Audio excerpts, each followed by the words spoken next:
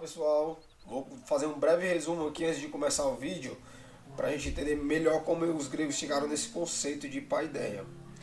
A civilização micênica foi do século XX ao século XII a.C., tempo em que viveu Agamenon, rei dos povos de Aqueus, também governador da polis chamada de Micenas.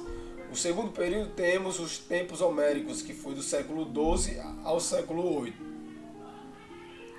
Eles tinham uma concepção mística de mundo pregada por Homero, que falava sobre os heróis gregos que já existiram para inspirar os gregos. Homero é uma figura muito importante para o povo grego, pois ele ensinava sobre os heróis para que o seu povo se inspirasse neles. Homero, inclusive, ganhou o título de educador grego. Suas histórias eram recitadas pelos aedos, que falavam sobre suas histórias de forma educativa para que os gregos fossem inspirados pelos feitos das lendas do passado. E a arete representava o comportamento dessas lendas. O termo arete é frequentemente traduzido como virtude, mas a sua real significação remete-nos à ideia de excelência. Cada atividade humana prática possui um arete particular. No domínio político, por exemplo, além da deliberação, Aristóteles expõe a noção de fônesis. O que seria fônesis? A sabedoria prática é a virtude capaz de resolver conflito entre todas as virtudes. Fônesis basicamente significa a sabedoria prática, que é o que? É a virtude capaz de resolver conflito entre todas as virtudes. O período arcaico foi do século VIII ao século VI a.C. O milagre grego, a passagem da concepção mística para a concepção racional e filosófica, a utilização da moeda, a desmitificação da escrita, a formação das cidades-estados, o surgimento dos primeiros filósofos e o embrião da democracia. A educação toma o lugar daquela formação de guerreiros da polis para o cidadão em primeiro lugar da polis. Polis é cidade, país, é um conjunto. Período clássico foi do século V ao século IV a.C., considerado o apogeu da civilização grega devido ao grande florescimento nas artes, literatura e filosofia. Aqui o conceito de democracia se torna mais palpável.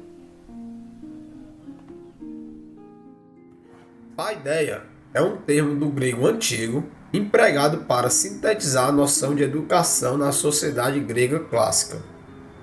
Inicialmente, a palavra derivada de paidos, que significa criança, significava simplesmente criação dos meninos, ou seja, referir-se à educação familiar, os bons modos e princípios morais. Será na mesma Grécia que se inicia um modelo de educação com um sentido relativamente semelhante ao que se utiliza hoje. Na verdade, os ideais educativos da paideia se baseiam em práticas muito anteriores. Os gregos serão os primeiros a colocar a educação como um problema. Na literatura grega surgem sinais de questionamento do conceito, seja na poesia, tragédia ou na comédia. Os sofistas e depois Sócrates, Platão, Isócrates e finalmente Aristóteles elevaram o debate ao status de uma importante questão filosófica. A partir do século V a.C., o conceito de aperfeiçoamento do ser humano para o bem da sociedade como um todo segue em plena evolução.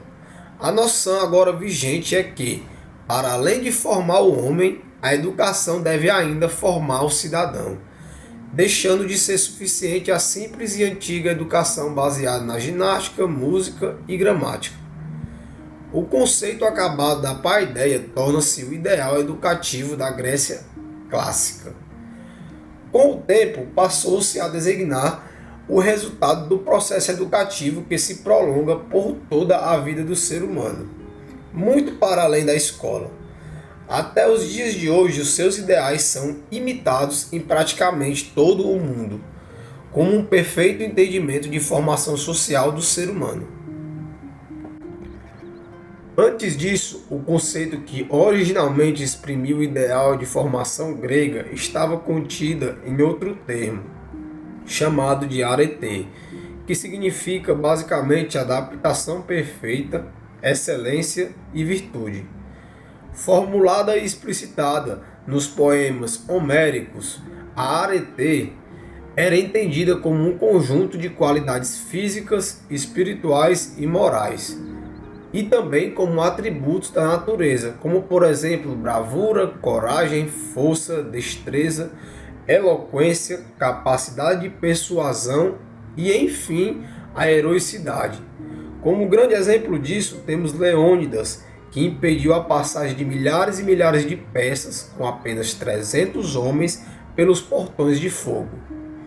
O alargamento do ideal educativo da arete surgiu ao fim da época arcaica grega, por volta dos séculos 8 e 7 a.C. Traduzindo-se na expressão kalos kagatos, kalos que significa bom e kagatos que significa belo, ou bom e belo em nosso idioma moderno, da qual deriva a expressão kalos kagatia, ou a grosso modo, o cultivo da bondade e da virtuosidade e da beleza, onde o homem era estimulado a alcançar a excelência física e moral, além da honra e da glória. A rotina de um aluno, respeitando os preceitos da paideia, era basicamente este: acordar logo ao amanhecer e com a ajuda do pedagogo, que era a espécie de um professor, só que ele era um escravo de algum povo conquistado que tinha conhecimento suficiente para dar aula. O jovem lavava-se e vestia-se, tinha sua refeição matinal. Logo após isso, ele ia a uma palestra aprender sobre música e ginástica. Lá, ele tomava o banho e regressava para casa para almoçar. Depois retornava à palestra para lições de leitura e escrita. Após isso, ele ia para casa, sempre na companhia do pedagogo, estudava as lições de casa, fazia os trabalhos de casa, jantava e dormia. Não havia finais de semana ou férias, exceto pelos festivais religiosos ou cívicos da Grécia Antiga.